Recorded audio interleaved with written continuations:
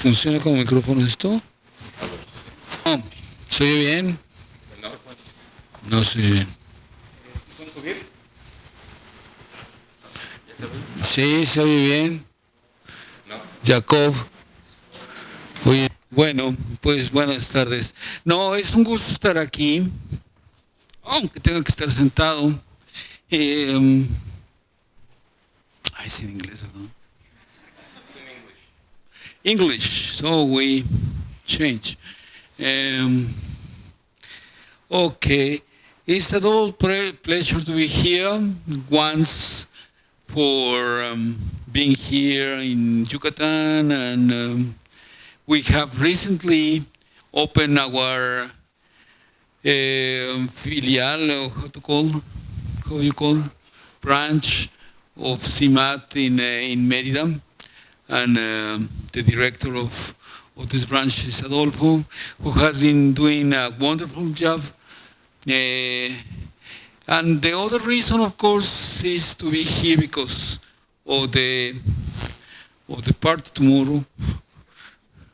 No, of course, to dedicate this talk to Adolfo, who is a wonderful friend, who is an excellent mathematician, excellent speaker and teacher, ex-director of CIMAT and current director of CIMAT Mérida, a dedicated writer. Well, this is a facet that perhaps most of you don't know of him. Probably you will know directly reading his books in a near future. And then, of course, a very good friend. Thank you, Adolfo. Okay, then let us start with the talk. It will not concern directly the topic, the main topic of the conference, due to the fact that I'm not working on these topics. But it is algebra, what I will speak about. And this, as you will see, these topics of algebra are directly connected to algebraic topology, geometry, and this concurrence of topics is important to prove some results. Okay, so K will always denote an algebraic closed field. A will always denote a finite dimensional algebra over the field. K, mod A will denote the category of finite dimensional modules, left or right, whatever you like. Then the Krull-Schmidt theorem says that every module you can decompose in a unique way as a direct sum of indecomposable modules. Indecomposable modules essentially are those who have endomorphism ring and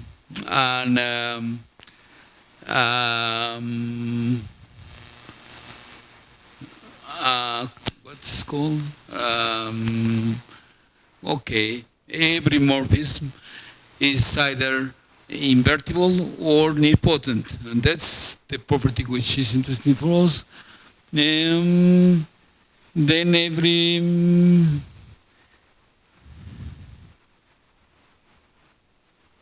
so a fundamental problem in what we will speak is the representation type of algebras. We will say that an algebra is of finite representation type if it accepts only finitely many indecomposable modules. For example, if the algebra is a matrix algebra, a triangular matrix algebra, It's very simple to see that it accepts only finite many decomposable objects, or algebras associated to quivers, to certain quivers, and we will just look which quivers are those.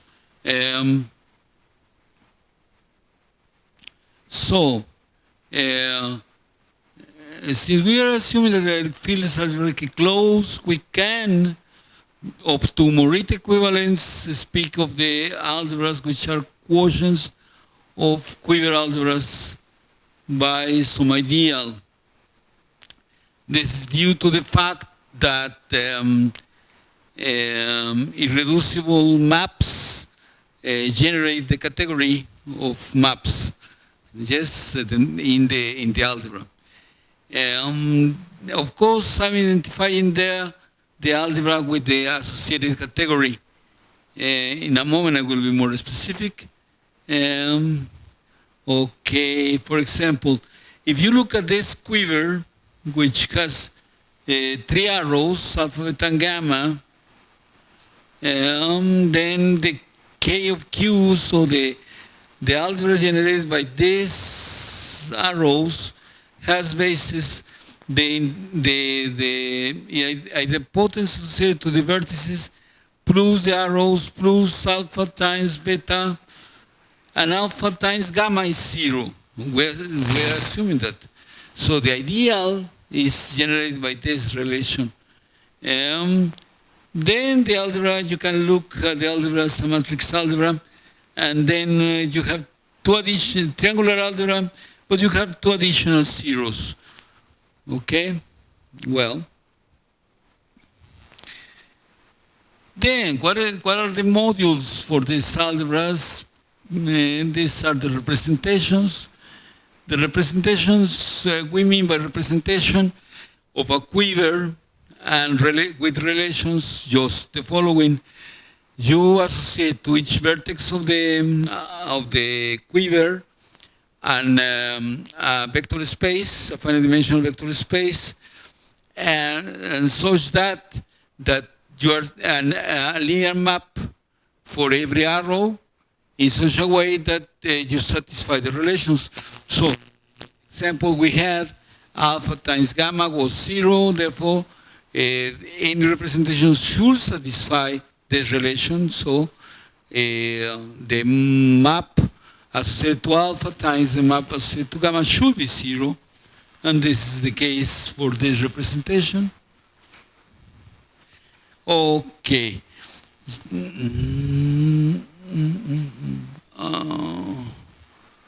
Okay. Locally bounded categories. Okay, therefore, instead of speaking of algebras, we can speak of categories. Yes, it's more natural to speak of categories because, in fact, we have, in the way we define representations are functors. Yes, functors coming from the algebra to the category associated to the algebra to the vector spaces. Yep.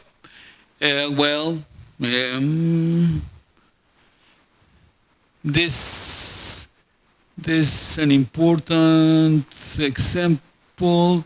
Well, this is a very simple example.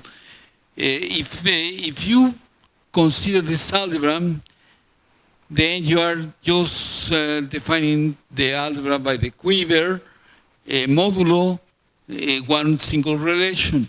Yes? Therefore, if I'm writing this relation, it could happen 2 things.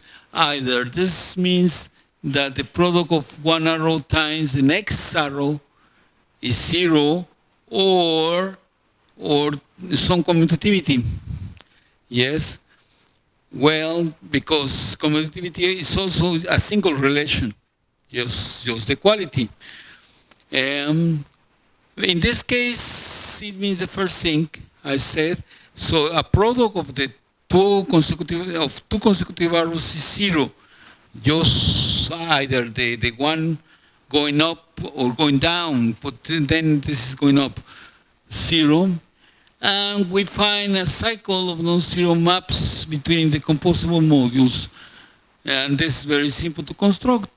This is in fact a cycle going from one module and coming back in 5 steps.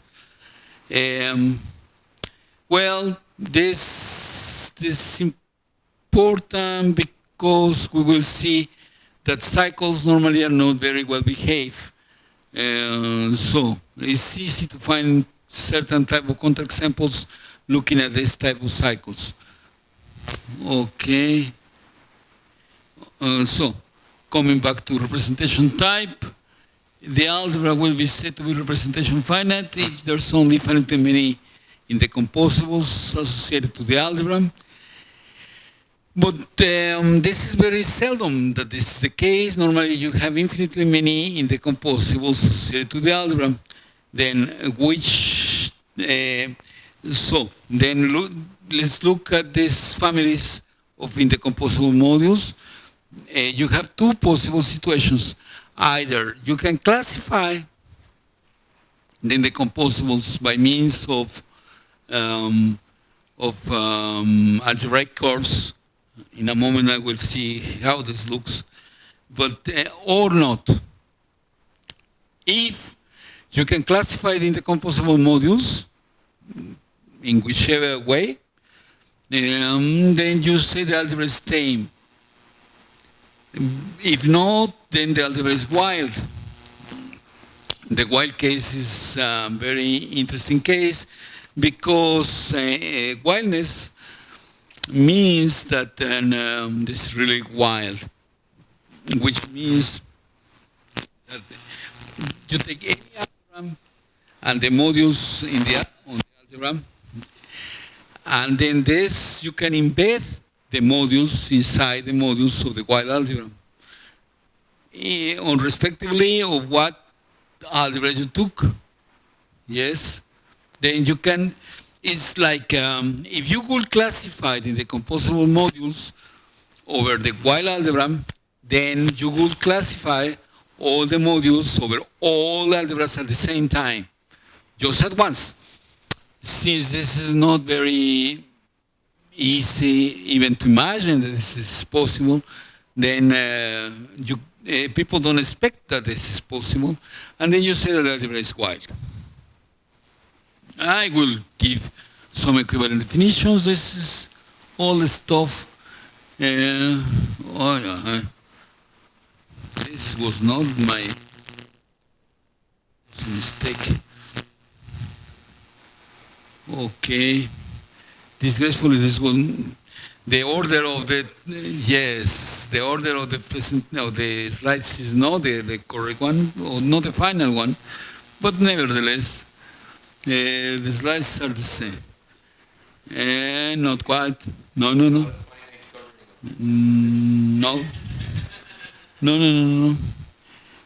Okay. Well, we will speak about covering functors. What is covering? Well, with this public, I don't need even to define, because then if you have the idea what is a covering in topological terms, this is the same, exactly the same. Then it's a new category, taking a category, a covering of this category is another category, and a functor which is a covering functor. Then this is not defined by means of groups, but this is the simples of all cases. So I will consider defined coverings defined by groups. Then you have a covering. There's a group acting on the covering.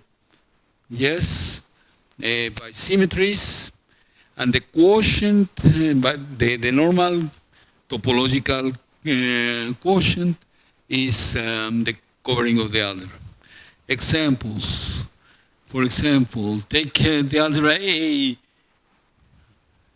with 3 vertices and 3 arrows, satisfying some relation there. alpha times beta is 0, and beta times alpha is 0. Okay? Then, yeah.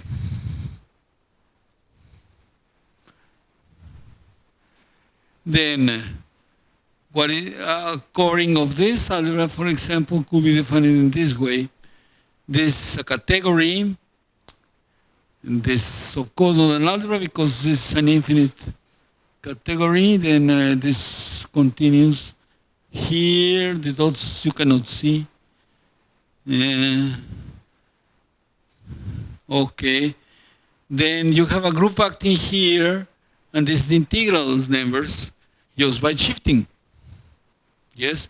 So shifting 2 to 2, 1 to 1, 3 to 3, etc. And once you identify the orbits of this category are precisely these vertices, and then you obtain a functor here, and the point is that this functor is nice, yeah. But since we are interested in representations, in the composable representations in particular, then the question is how this behaves with respect to in the composable representations. So, what is the relation? So, it's very simple to see that once you have a representation here, then you can have a representation here. Yes, just by adding, for example, all vertex 1 and associated to this vertex, the representation here is the sum of these vertices, here, the 2s, the 3s, etc., and then you obtain a representation. Yeah? Well, this preserves in the composability. In this particular example, not always, but in this particular example, this happens. Then the question is also if you are covering all possible in the composable representations of the algebra in this way. In this case, it's also the case, but this is because the group action is the integral numbers. So, but this, so first properties of coverings lemma, well, then you see here, the definition could be given more general. And covering is not necessarily given by the action of groups. Yes. Then here is taking a little bit more general definition of covering. What the lemma says is that the fibers are in one-to-one correspondence. Well, yes, isomorphic, all the fibers. And therefore, it's almost like a group is acting on the covering. And in fact, this is almost always the case, but it's not always the case. Okay, we will say that whenever there's a group acting in the covering, that is a Galois covering. Galois covering comes because it establishes a Galois correspondence, exactly as for the case of fields or in Galois theory. Okay, and then the first theorem I will state is the following. If you have a Galois cover of an algebra like this, then if you ask if the representation type is preserved, the answer is yes, if you have representation finiteness. So if down is representation finite, this happens if and only if in the covering this is locally representation finite, which is not quite representation finite, but almost. So,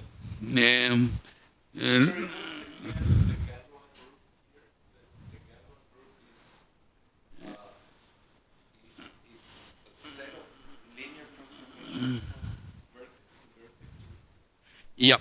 Are isometries. Okay, we can come back. No. And the next. So the group is a group of linear automorphism of the covering. Yeah.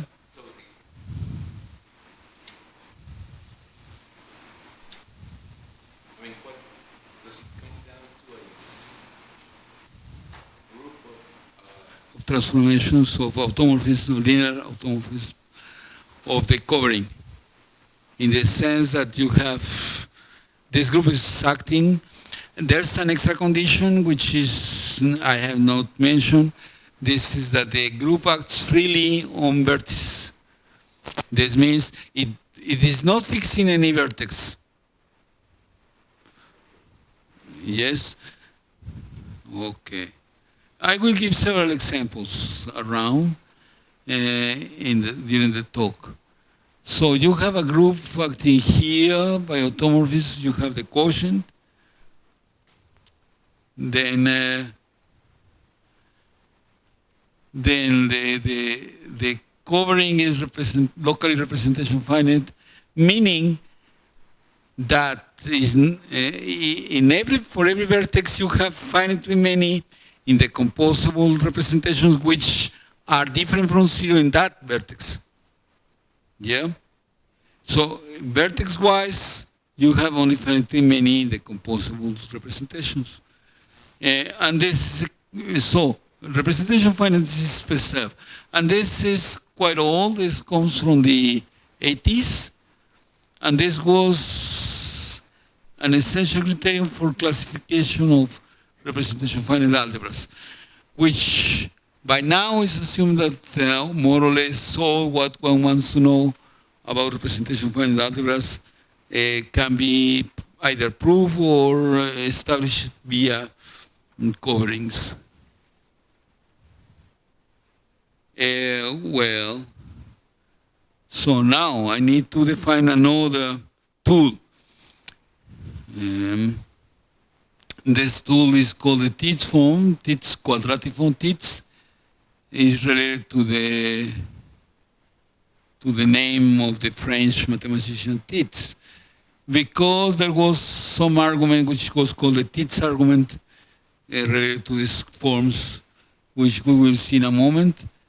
So if you take an algebra with some ideal given by a quotient of the quiver algebra by some ideal, then you have the Tits quadratic form is defined in this form. So if you take a function or a vector defined in the vertex of the quiver, then you sum up all the squares, minus for every arrow you take vi times vj for every arrow from I to j, and plus you take a minimal set of relations in I in the ideal, and then you sum up this. The R of I to j is the number of relations you have from I to j. And then, okay, then you ask this number, this is a quadratic form. And then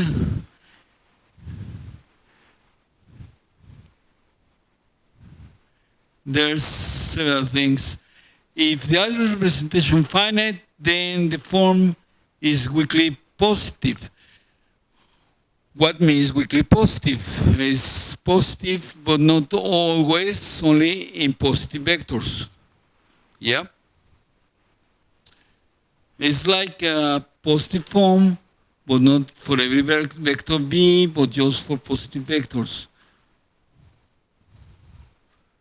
In fact, the proof of that is not difficult, but it depends on some arguments related to algebraic geometry. Well, dimensions only. Dimension counting of the general linear group acting in the vectors B and in the module category. And then they establish this inequality always. For every vector B, then the evaluation of this vector in the quadratic form is always smaller or equal to the dimension of the general linear group in the product of the general linear groups of dimension B minus the dimension of the module category in this vector. Yep. So this happens always. And in fact, this is the so-called Tits argument, what is written in these 3 lines. If A happens to be representation finite, then you have an orbit of the decomposable modules where the dimension is reached. The total dimension of the module variety is reached. And this is because you have only infinitely many orbits. Therefore, you count, you look for the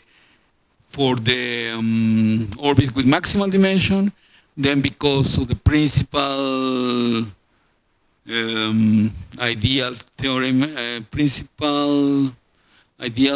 theorem, yep, then you get what you want. So, because you have only infinitely many modules. In fact, this proves much more than this claim, but it doesn't matter. So weakly positive and then means positive for vectors with positive coordinates. Weakly non-negative means non-negative for vectors with non-negative coordinates. Okay? Well, and then there's lemma relates. It states some result which is quite general. It depends. It's not for algebras. It's really for the quadratic forms. So you have a quadratic form with weakly positive the property. Then it has not infinitely many positive roots. What is a root? A root is a vector where the form takes value 1. And these roots are important because of many reasons. The names come from Lie algebra, really, not from algebras, associative algebras, like here. So the proof of this doesn't depend on any algebra, but the proof depends on some geometric argument, capacity argument, which I will not say. Okay, so now this little result also relates the quadratic forms with the endomorphous rings of indecomposable modules and the extensions, the self-extensions. So the quadratic form for any vector takes values bigger or equal to this difference for every indecomposable module which belongs to this space. In fact, for any module, not for any indecomposable, for any module in this space. The proof also depends on algebraic geometry, and these relations are very simple but beautiful relations which somehow establish some correspondence between the algebras, the finite dimensional algebras, via the algebraic geometry to some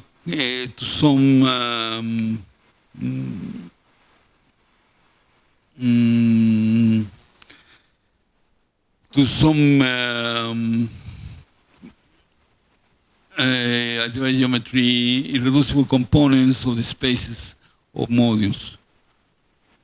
Well, what I did before is enough for providing tools to the classification of algebras, of quivers. In the case you are not, you don't have any relations. So if you look, you take delta is a quiver.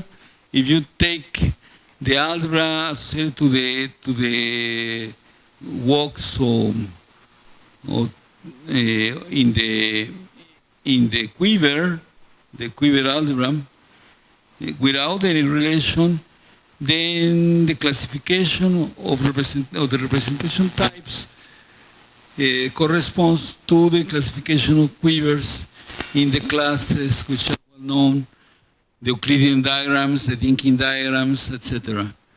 The Dinkin diagrams corresponds to the representation finite case, the Euclidean diagrams to the 10 case, and the wild case is whenever the quadratic form takes some negative values. Okay, this result is important. Yeah.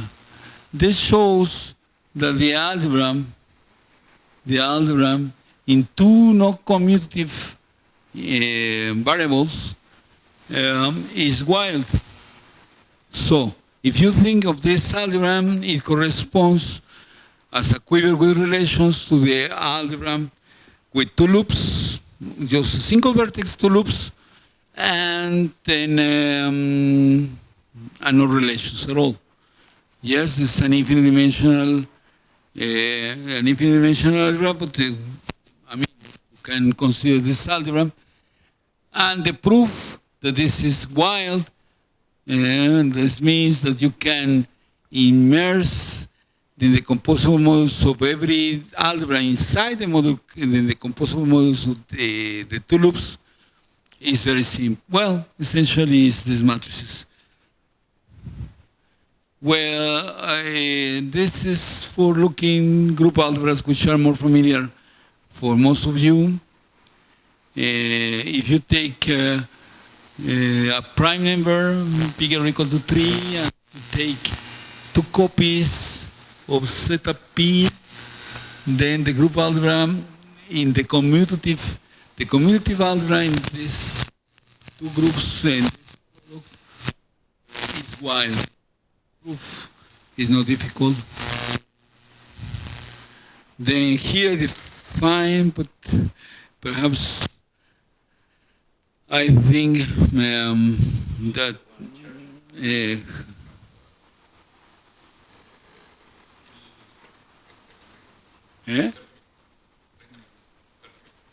¿Qué? Llevo, me falta.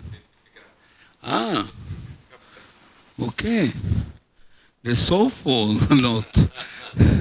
Okay, well, works for you?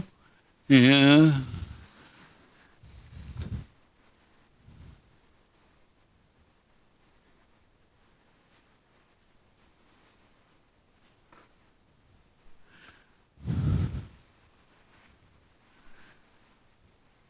Then, okay, I will consider the case in general. Then I look at the cycles of the decomposable modules in the category of modules and assume for a moment that all cycles are finite. Well, all cycles are finite by definition.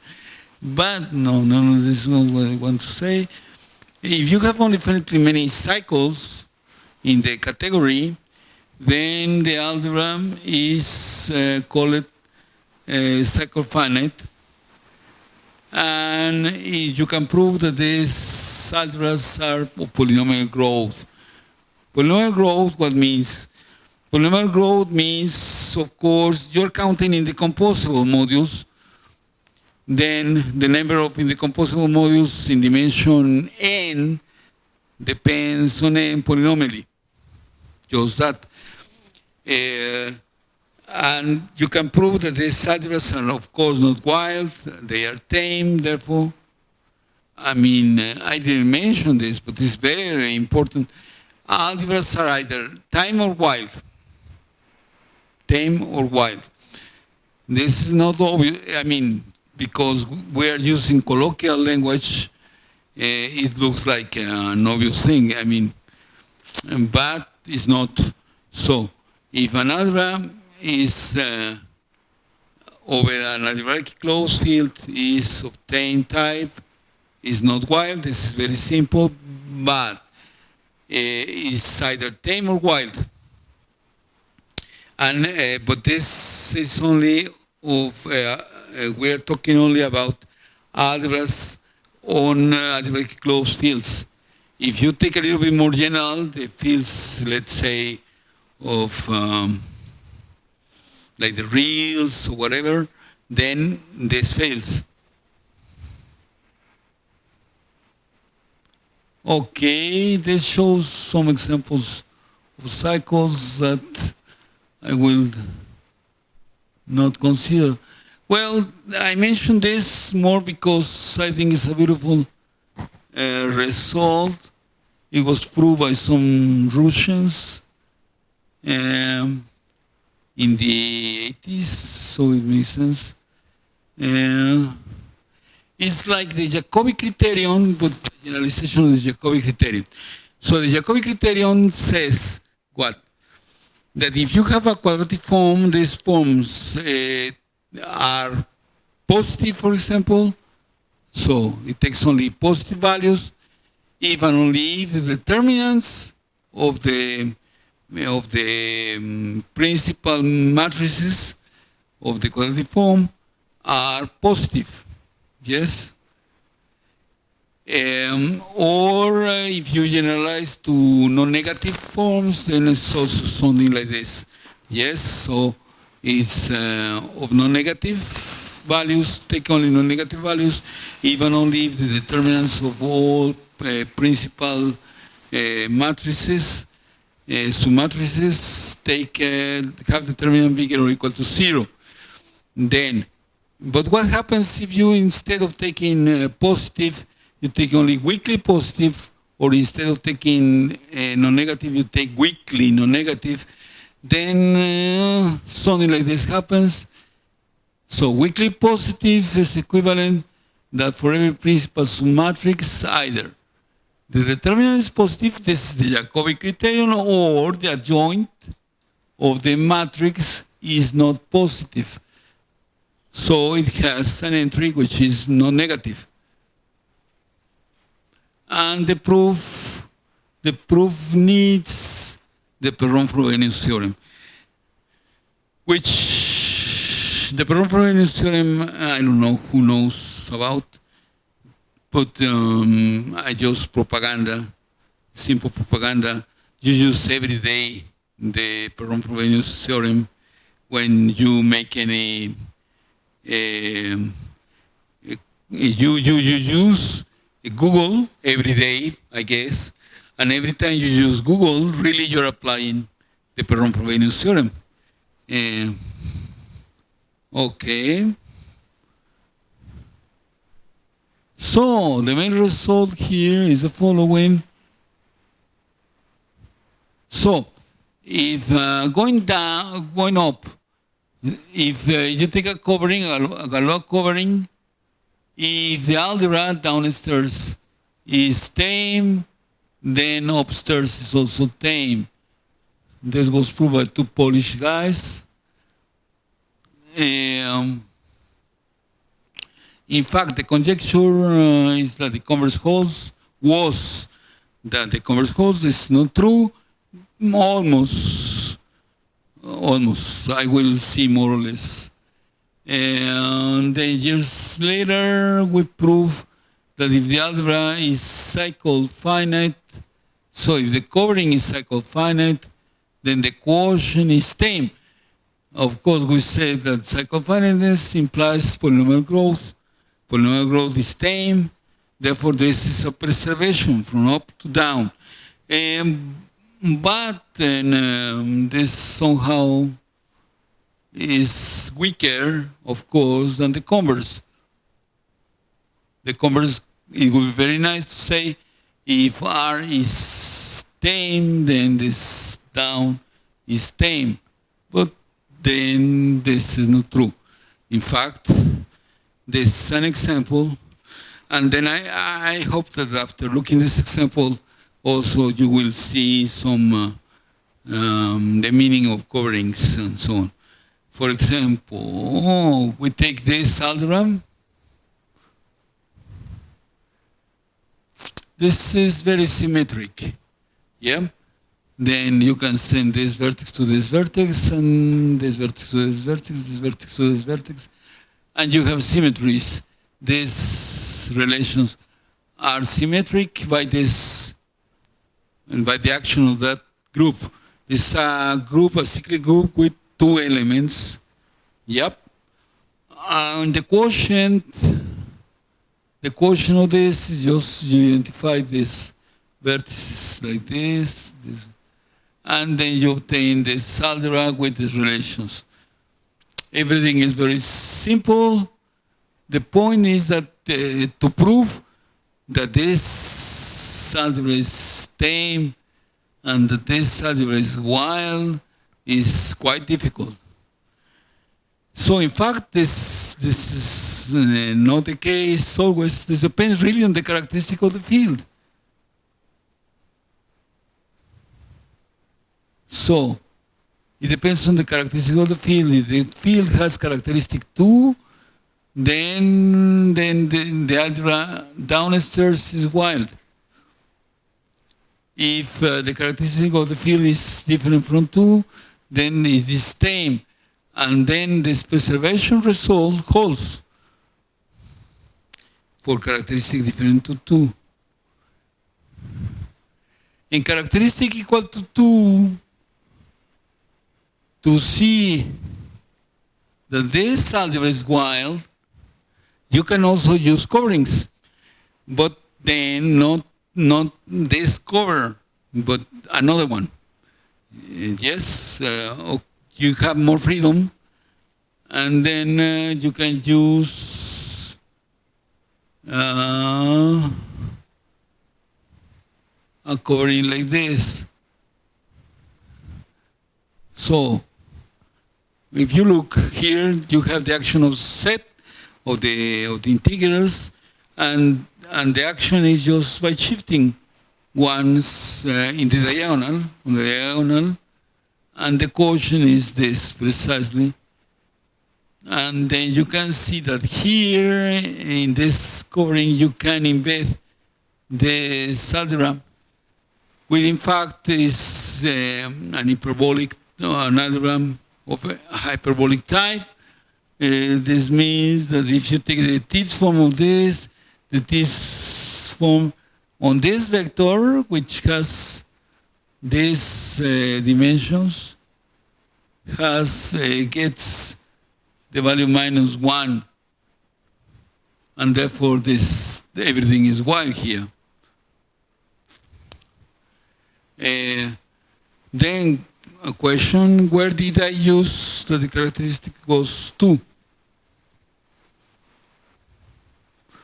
Is it clear or not?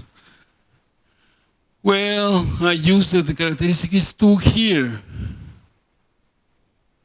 In that this algebra with ones, so you have one commutativity and a 0 is isomorphic to the algebra here with two commutativities. Yeah? It's not so obvious, but it's a very simple exercise. Okay.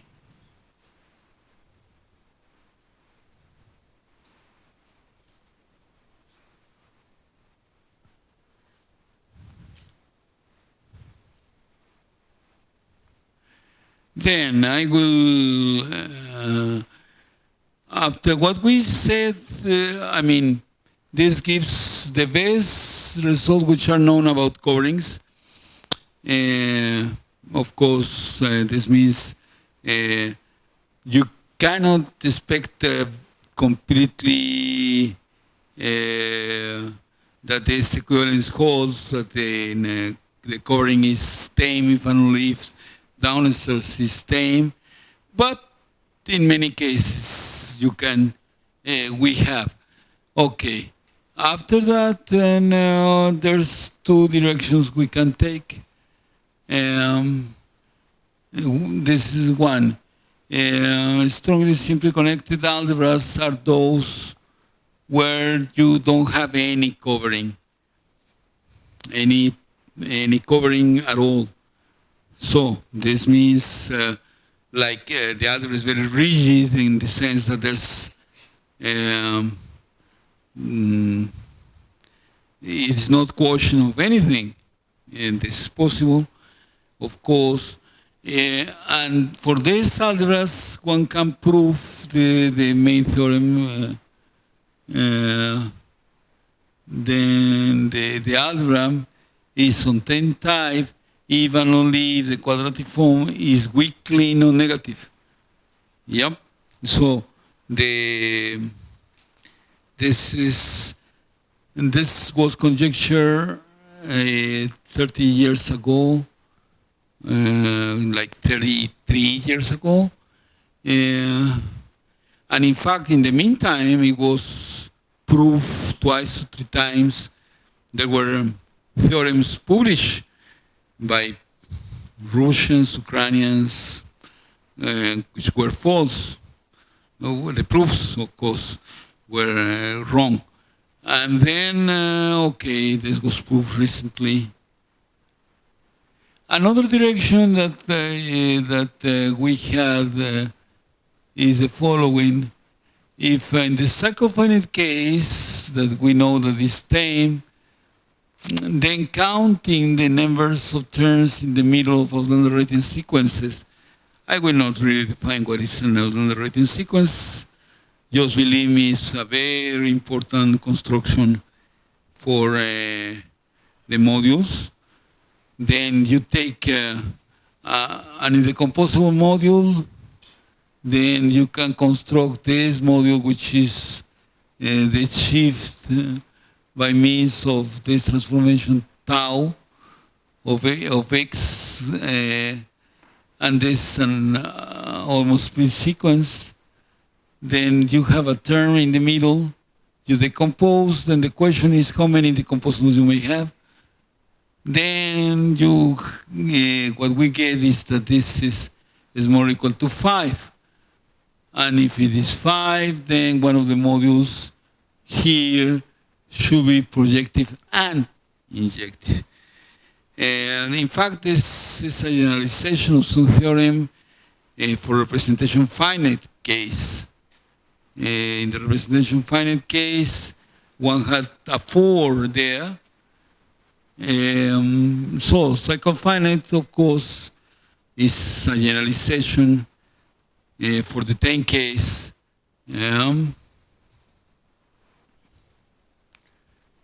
Okay, so if there's some time left, which I think it is the case, I may answer some questions. So, again, many greetings to Adolfo.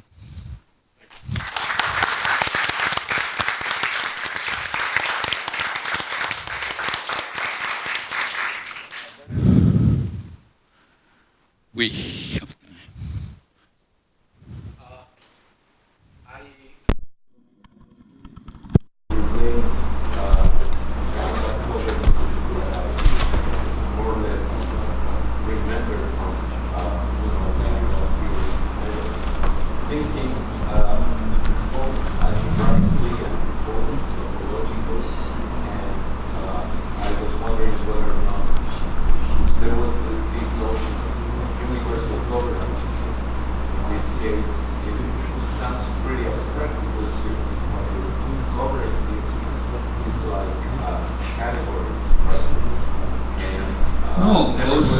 Nevertheless, if you have a universal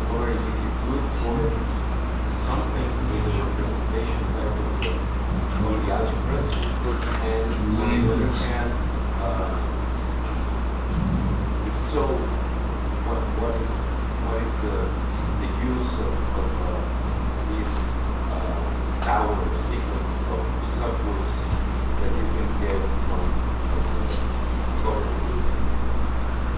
Okay. At least there's two ways to answer the question. One is, of course, one can define the universal covering, for example, and then it's associated to the fundamental group, just like in the topological case. And then even the fundamental group can be explicitly constructed. And then an important question, for example, is if this group is free or not. Free in the sense of non-commutative free.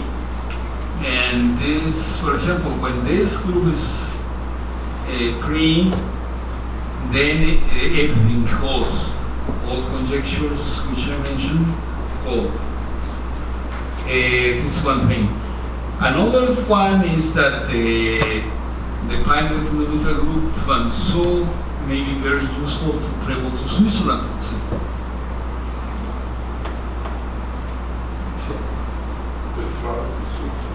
Yeah.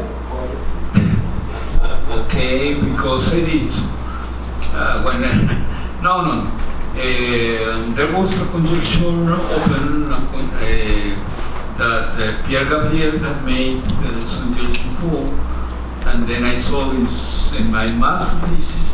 I saw this problem defining precisely the fundamental group of coverings, and then I went to Switzerland for 2 years.